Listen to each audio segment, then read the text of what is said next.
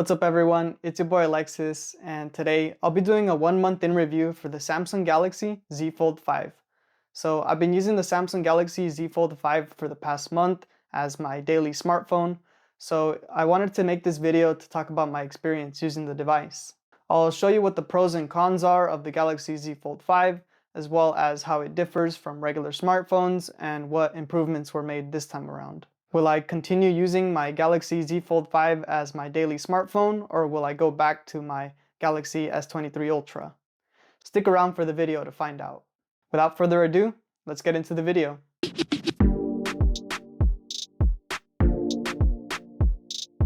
The Galaxy Z Fold 5 is one of the latest foldable smartphones that Samsung has released. The phone officially released in August of 2023, starting at $1,800. So I ended up purchasing the Galaxy Z Fold 5 on launch date, and I've been using it for about 30 days now.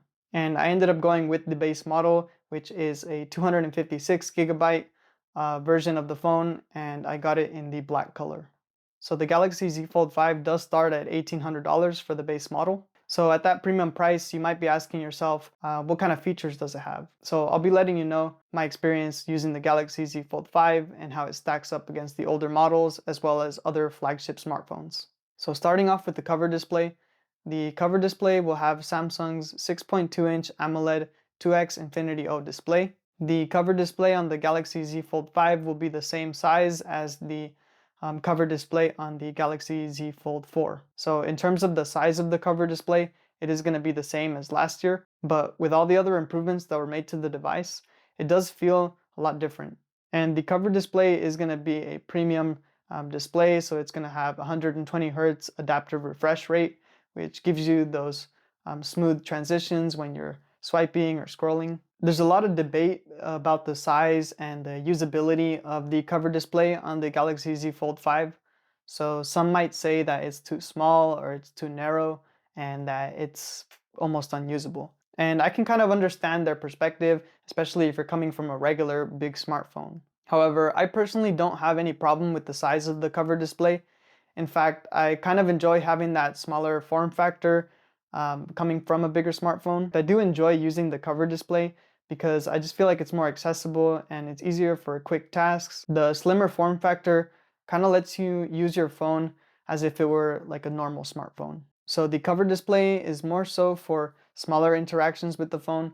So like if you have to check a notification or if you're just on the go, you don't always want to be unfolding the phone. Sometimes it just makes sense to use the smaller form factor, especially if you're just casually checking something. The cover display is easy to use with one hand, and it's more so suited for smaller tasks. So I'll be showing you on the screen what different apps look like on the cover display. However, for all intents and purposes, it almost feels like you're using a regular smaller phone like a Galaxy S23 or a Galaxy S22. The keyboard for the cover display is going to be a bit on the tighter end. So there are some criticisms whether it's usable or not. But I personally didn't have any problems with the keyboard. The small keyboard is more suited for like a short text message or writing a quick note or just making like a short web search. The cover display keyboard will get the job done. However, for heavier tasks, maybe if you need to type up an essay, I would recommend unfolding the device because the full-size keyboard on the main display is really comfortable to type on. But I'll get more into that once I talk more about the main display. So in terms of the brightness of the cover display, it is going to be a high quality Samsung display, and I didn't personally have any issues using the device indoors or outdoors. So you can easily view the screen even when it's a sunny day outside. As long as you adjust your brightness, then you should be able to comfortably see the cover display. The cover display also comes with a 10 megapixel front facing camera, which I'll talk about in further depth when I talk about all the cameras that come with the Galaxy Z Fold 5. So overall, I think that the cover display is better for shorter interactions with the phone, and you can almost use it as like a launch pad for unfolding the device. So let's say I wanted to watch some YouTube. What I'll typically find myself doing is I'll unlock the device and I'll launch the app using the cover display. And then once I'm inside the YouTube app and I found the video that I want to watch, I can simply unfold the device and then use the larger main display to watch the content. So the cover display has most of the functionality of the main display. So you can still stream and multitask and do split apps. However, I honestly never found myself using split apps on the cover display. And in my opinion, that's because the cover display serves a different purpose. So it's not really meant to be used for multitasking, although you can try that. You'll see here on the screen how small the windows are, and it's pretty much unusable. So overall, I think that the cover display makes sense to use if you're just casually using the device or if you're just doing a small task. It's not really meant to be used for like multitasking or really streaming. I mean, you can watch YouTube on here and it'll be kind of small, but I personally like watching it on the main display. If you're just using one app, the cover display gets the job done and it does give you that smaller form factor for casual use. So moving on to the main display, the Galaxy Z Fold 5 comes with Samsung's 7.6-inch Dynamic AMOLED 2X Flex display. So the display is going to have a similar refresh rate as the cover display. So it's going to be 120 Hz adaptive refresh rate. So you'll also get the same smooth transitions when you're scrolling and swiping. Although the main display is the same size as last year's model, Samsung does claim that the main display is brighter and more durable this time around. So I can tell that the main display has gotten brighter. It's not something that jumps out at you immediately. However, when you're using the phone outside, it is something that has improved. So I wanted to interrupt this video to give a brief announcement. So first off, I want to give thanks to everybody who's engaging with the content. I really appreciate all of your support. And I did want to announce that I officially launched a PayPal donation link. So if you wish to support the channel even further, any and all donations that go to my PayPal will get reinvested into the channel and will go towards making higher quality content as well as more content for this channel. So if you wish to support this channel even further, you can go ahead and donate to my PayPal at paypal.me/Alexis A. Marroquin. That's paypal.me/Alexis A. Marroquin. And I'll go ahead and have that linked in the description as well. Thank you to everybody for the support, and back to the video. The crease on the main display is another thing that has been improved on the Galaxy Z Fold 5. So there's a couple of factors that go into the improvements. So the reinforcement of the main display as well as the new hinge design go a long way in reducing the crease. So the crease is still visible when you're looking at the phone at certain angles. However, when you're using the actual device, you don't really see the crease. So previously when I would like run my finger through the display, the crease did feel a little bit deeper on the Galaxy Z Fold 4 compared to the Galaxy Z Fold 5. So when you have the device right in front of your face, you don't really see the crease, and when you do see it, you kind of forget about it. It doesn't really get in the way. It's sort of similar to the notch, how in the beginning when iPhones and Samsungs, they first had the notch, it was sort of distracting, but then you kind of forget about it when you're using the device. So far I can tell that the crease has been improved. However, I'm curious to see how it holds up in the coming months. The massive 7.6-inch display is what really makes this phone different from every other phone on the market. So it truly does give you that tablet or laptop experience without having to carry a whole laptop or tablet around. You can simply carry a smartphone in your pocket and it turns into whatever you need it to be. And the main display also comes with a 4-megapixel camera under the display, so I'll be talking about this camera a little bit more in the camera section of the video. And when you're using the main display, you can still unlock the device using the fingerprint scanner or the facial recognition. So it works the same as the cover display. So you have the same functionality on both. So you are able to unlock the device using the fingerprint scanner on the cover display or on the main display, and same with the facial recognition. And I do have to say that probably my favorite things to do on the main display have to be multitasking, split apps, streaming, and text editing. So another really good use case I found for the Galaxy Z Fold 5 in the past month that I've been using the device is for text editing. So I think that we all know the hassle of having to type on a tablet or on a smartphone. I found that the Galaxy Z Fold 5 is a really good device for typing on the go. So I didn't even use any external keyboard or anything like that. I simply used the main display, and it's perfect for text editing in something like Google Docs, or if you use Notion, or even in regular Samsung Notes. The main display is awesome for text editing. So the main display can be very useful in certain cases. So for example, I was writing an outline for a YouTube video on Google Docs on my Mac, but then my internet crashed. And so I didn't want to, turn on my mobile hotspot and hook up my phone to my computer. So I just said, you know what, I'll just go ahead and continue on my phone. So I got my Galaxy Z Fold 5 and I continued typing the outline for the video.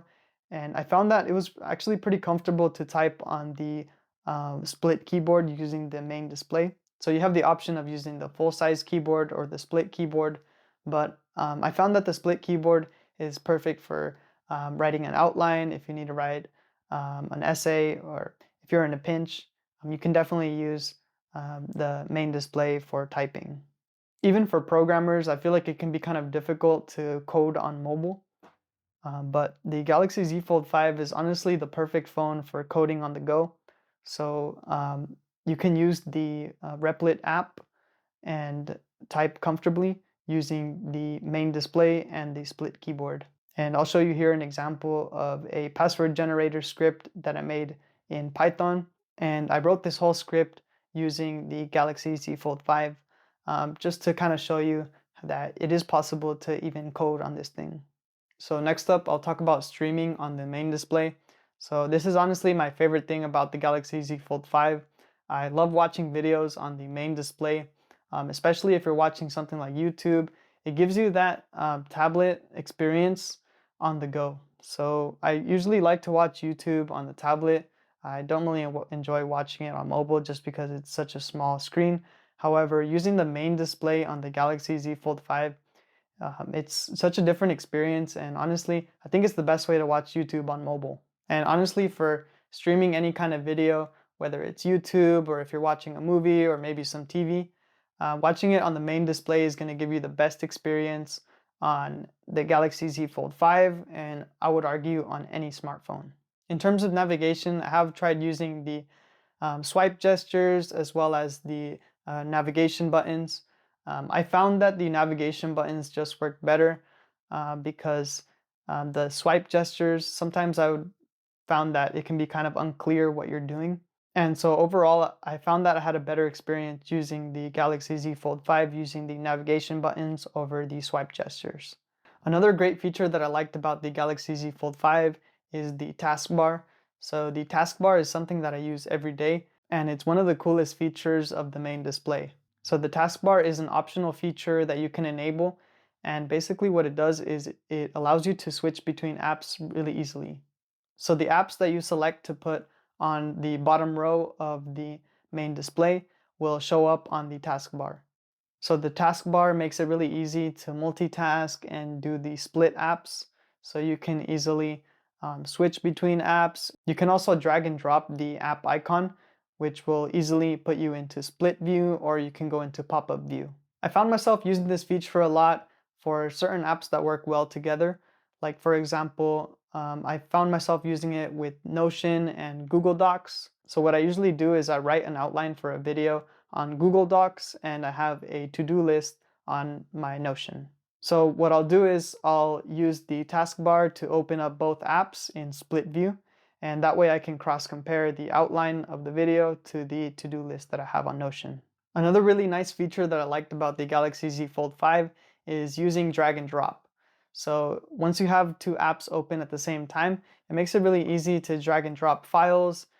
If you're sending any images, videos, or documents, you can easily drag and drop files from one app to another. So let's say, for example, you need to email an image. You can open up your email and then open up the gallery in split view. And all you have to do is drag and drop the photo that you want to email. So I found the drag and drop feature to be really useful in split view and for moving files around. And so now I'll talk about app support. So previously I did have a few complaints about the app support for the main display. So some of the apps, they will look a little bit weird just because they are resized. But I found that this is something that's continuing to improve over time.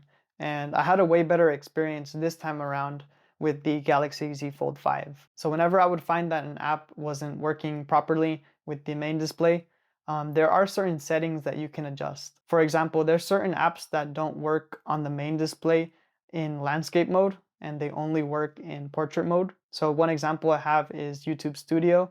So the YouTube Studio app only works in portrait mode, but there is a setting that you can activate in order to resize the app so that it forces it to turn landscape. So it's actually going to be a pretty easy issue to fix. So all you have to do is go into the settings and then go into advanced features and then labs. And then you should see a setting that says landscape view for portrait apps. So in this case for YouTube Studio, all I would do is go into here and then search for YouTube Studio. And then just make sure that YouTube Studio is enabled for it to be resized into the landscape view. And so now that YouTube Studio is activated for landscape view, now I can use the app in landscape view. And you can go ahead and go through different apps that you find that you need to do this for. So I think the massive display on the Galaxy Z Fold 5 is the main selling point of the device. And this is the main reason for getting the Galaxy Z Fold 5 is for having that larger screen on the go. So I think that if you're considering buying the Galaxy Z Fold 5, one of the main considerations should be the display. Because honestly, the display is going to be a lot better than even the cameras or the battery, especially for the price. So moving on to the hinge, the new hinge design for the Galaxy Z Fold 5 is honestly one of the biggest improvements that was made this time around. So previously, Samsung's foldable phones weren't able to close all the way shut, and they had a large gap on the left side where the hinge was placed. But now, finally, with the Galaxy Z Fold 5, they were finally able to close the gap. So previously, I would find that putting the phone in your pocket and taking it out would cause dust to get in super easily. But now with the hinge allowing the phone to seal shut, it's a lot more difficult for debris to get into the main display. And I found that the main display tends to be cleaner this time around. So I found that I didn't have to be cleaning it as often as I used to before. So the new hinge design not only protects the main display, but it also allows the phone to have a slimmer form factor. So before, some of the older models were a lot thicker. And then now, since the phone seals shut, it is going to have a lower profile and it is going to be slimmer. So you'll have an easier time holding it in your hand as well as putting it in your pocket and taking it out. And I did sort of touch on this previously in the video, but now the phone is a lot more easier to hold in the hand due to that new hinge, because previously when the phone would close at an angle, it was a little bit trickier to hold. But now that it seals shut, it feels a lot more natural to hold in the hand and it feels more ergonomic. So the new hinge design allows the phone to be slimmer, and on top of that, the phone is a little bit lighter. So this year it is 10 grams lighter at 253 grams. So while it is a big smartphone, it is a lot easier to hold now and it's even lighter. So next up, I want to talk about Flex Mode, which is one of the unique features that comes with the Galaxy Z Fold 5. So Flex Mode is really interesting, and I think it's one of those versatile features that can really fit many different scenarios. One of my favorite use cases for it is going to be Flex Mode Panel, and I have a whole video that I made on that feature, and I'll go ahead and link to it in the description if you want to check out more in detail. But essentially what this does is it puts your phone into a sort of laptop mode, and it gives you a cursor and sort of gives you a laptop experience. Another way I like to use Flex Mode is in the camera. So there's a lot of versatility with Flex Mode and the camera. One of the coolest features is that you can film yourself without needing any extra equipment. So next up, talking about the cameras, the Galaxy Z Fold 5 is stacked with 5 cameras. So we have 2 front-facing cameras and 3 rear cameras. So first up, we have a 10 megapixel camera on the cover display. Next up, we have a 4 megapixel camera under the main display. And then finally, we have the 3 rear cameras, which are a 12 megapixel ultra wide, a 50 megapixel wide angle, and a 10 megapixel telephoto camera. So in terms of the cameras, they are going to have pretty decent quality. However, it's just not going to have those additional features that you would find on something like a Galaxy S23 Ultra. So you can still take high quality pictures, and I'll be showing you what the difference is in terms of the front facing cameras, because you can actually use the rear cameras as a front facing cameras. So you can see here a comparison of what a front facing picture would look like on the Galaxy Z Fold 5. And so here's a set of 3 different pictures. So I took these pictures one right after the other, and basically I used the front-facing camera on the cover display, and then in the middle I used the front-facing camera under the main display, and then finally I took a front-facing picture using the rear cameras. And I think you can tell there which one used the rear cameras. So you can definitely get high quality pictures using this phone. However, I found that the best cameras to use on this phone definitely has to be the rear cameras, no question about it. So the camera on the cover display is going to be a pretty good selfie camera. So the camera under the main display is not up to par as to where I would like it, especially for the price. I can tell that they have slowly been improving it, and it seems that right now it's mostly just software improvements. But this is something that I wish that Samsung would improve, because honestly, for the price, I think that they can do a lot better. And I think you can tell that the clear winner here is going to be the rear cameras. And honestly, I think that for taking any pictures on this phone, it's preferable to use the rear cameras. Or even if you're going to take a selfie using this phone, I would highly recommend using the rear cameras. And I think that there's a real good argument to be said for the Galaxy Z Fold 5 being one of the best smartphones for vlogging. It truly is amazing what you can do in terms of the camera using this phone. So I'll show you a clip here on screen where you can kind of get an idea of what it would look like to vlog on this device. So what you can do is use the rear cameras as a front-facing camera and use the cover display as a preview. So you can have a full vlogging setup without needing any extra equipment. And in this clip, you'll see me recording myself without even using a tripod. I'm just using the wide angle lens. And you can see that it looks like a legit setup. And honestly, I think that there's a real argument to be said for this phone being one of the best smartphones for vlogging. In terms of the battery life of the device, it is going to have a 4400 milliamp hour battery. So it's the same size battery as last year. However, I did notice a slight improvement. So the battery on this thing, unfortunately, isn't going to be up to par with other flagship phones. So I found that the battery is probably one of the worst features on this phone. And don't get me wrong, although it is the same size as last year, I did find that there was some improvement. So I'll start the day around 100%, and maybe by the end of a normal day, I'll be around 30%. And depending on the day, I could end up with more battery or less battery.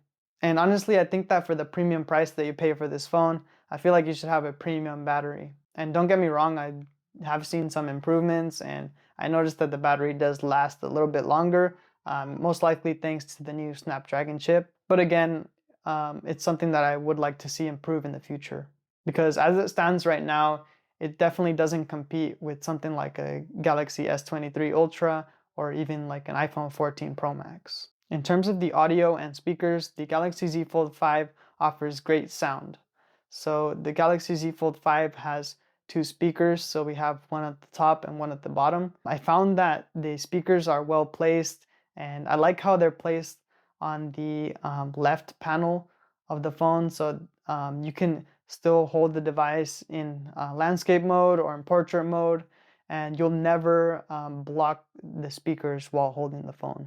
So I think that the speakers on this phone is definitely going to be a lot better than what you find on a lot of different flagship phones today. And if you want to increase the quality of the sound, you can simply go to the settings, and then you go to sounds and vibrations. Then you should see a menu that says sound quality and effects, and then make sure that you have Dolby Atmos turned on. So once you have this setting toggled on, it'll adjust to better quality depending on what you're listening to. The Galaxy Z Fold 5 offers a variety of different biometrics and security features. So I really like the physical fingerprint sensor that comes with the Galaxy Z Fold 5. It's also one of my favorite features that comes with the phone. So I find that it works a lot better than the fingerprint sensors under the display, just because I think that the physical sensor is going to be faster and you can easily unlock the device while taking it out of your pocket. And it's just so much more convenient to use than the fingerprint scanner on the display. While Samsung's fingerprint scanners on the display are pretty good, I personally prefer the physical fingerprint scanner. So the fingerprint scanner will work while the phone is folded or unfolded. And similarly, you can use facial recognition on both screens. So you can use facial recognition as well. You can use facial recognition to unlock the device, whether it's folded or unfolded. So I like that it gives you the option to use any combination of these features. And the fact that these features work whether the phone is folded or unfolded is truly amazing. I do find that the facial recognition works a little bit better on the cover display. I'm not sure how that works, but it's not something that's a big issue, but I did find that it's a little bit slower when you're using facial recognition on the main display. Next up, in terms of durability, the Galaxy Z Fold 5 does offer IPX8 water resistance. So basically what this means is that you can have it 1.5 meters under fresh water for 30 minutes. This doesn't mean that the phone offers any sort of dust resistance, and really you shouldn't be bringing your fold into the pool or into the ocean, especially because over time the seals do deteriorate. But if you happen to get a splash of water on your phone, or if it's raining, you shouldn't have any issues. And I personally used my device outside while it was raining, and I didn't end up running into any issues. So you should be perfectly fine using the phone outside, even on a rainy day. And although the phone doesn't offer any dust resistance officially, I did find that the new Hinge design does help with the dust resistance. So next up, I want to talk about the customizability of the Fold 5. The Galaxy Z Fold 5 does offer you a ton of options in terms of customizability. The Galaxy Z Fold 5 treats the cover display and the main display as two separate views. So you can have different wallpapers for the cover display as well as the main display. So you can choose 4 different wallpapers if you want to. So if you only use certain apps with the smaller cover display, then you can set up your home view to easily launch those apps.